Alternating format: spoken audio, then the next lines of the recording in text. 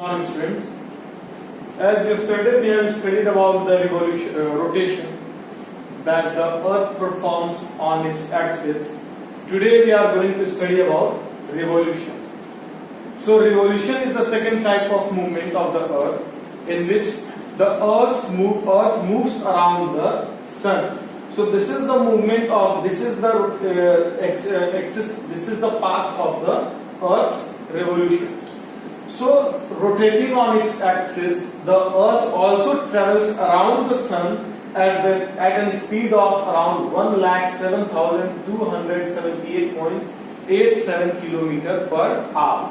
So the speed at which the earth revolves on its orbit is 1,07,278.87 km per hour.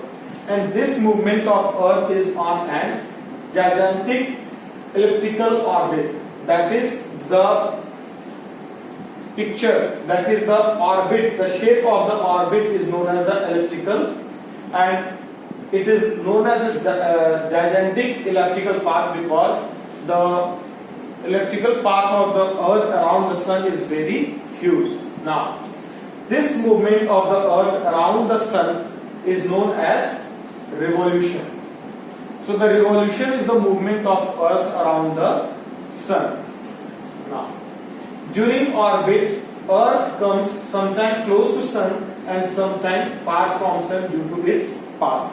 So as we see that the path of the earth around the sun is elliptical, so at few point of the time the earth is close to the sun, and at few point of the time the earth is far from the sun. So the point at which the earth is farthest from the sun is known as aphelion, and the point at which the earth is nearest to the sun is known as perihelion. Now, it takes around 365 days and 6 hours for one revolution, and 6 hours sums up each 4 years to add up one day, and that one day is added every 4 years to form a leap year.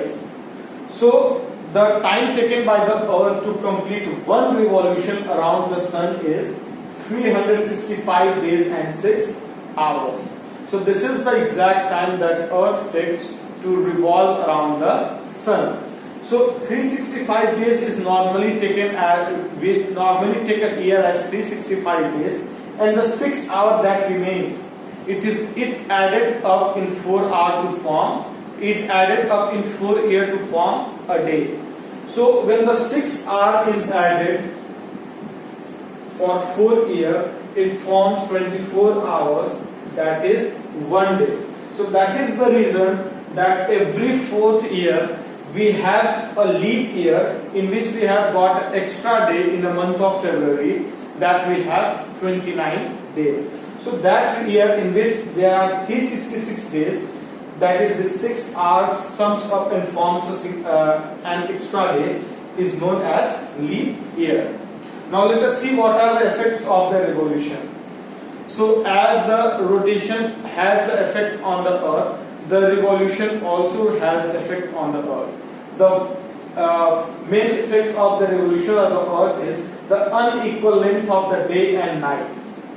As we can see in the picture here in the diagram, that at few point of the time the earth is close to the sun, at few point of the time the earth is far from the sun. Due to this phenomenon, there is an unequal length of day and night throughout the earth.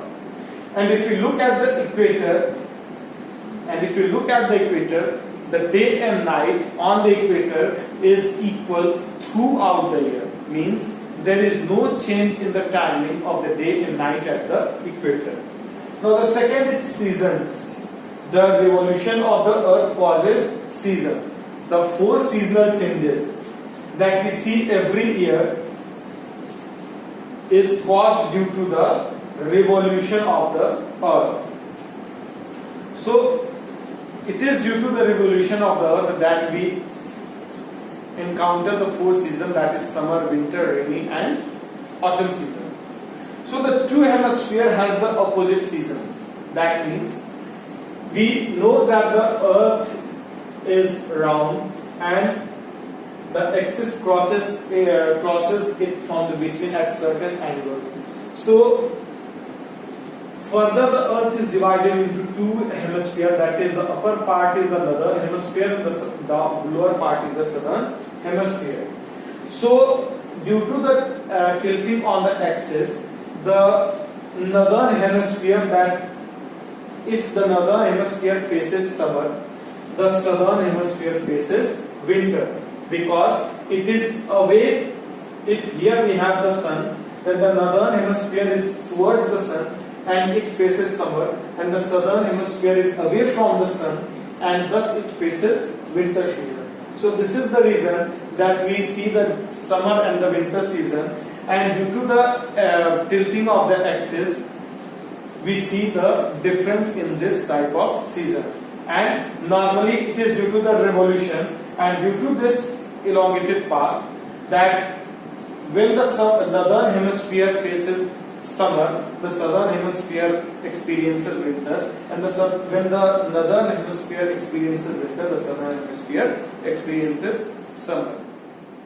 Now tomorrow we will begin with the other topic.